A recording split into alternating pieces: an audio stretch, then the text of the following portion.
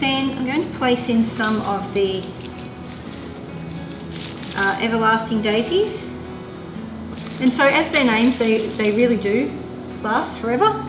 And quite rare compared to other flowers that you can dry. They tend to not really fade very much. They don't lose the colour, which is really good. And what won't last though are the leaves.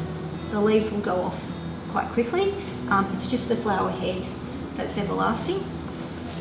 And then we have our sunflower,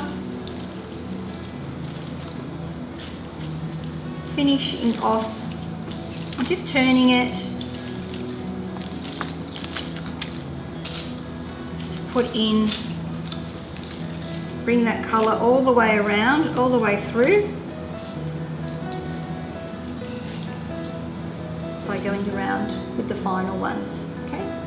Then finishing off with some last bits of the gum.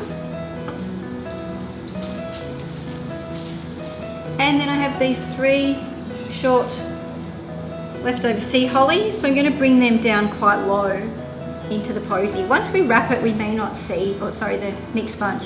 Once we wrap it, we may not see those, but when they go into a jar, they will be visible.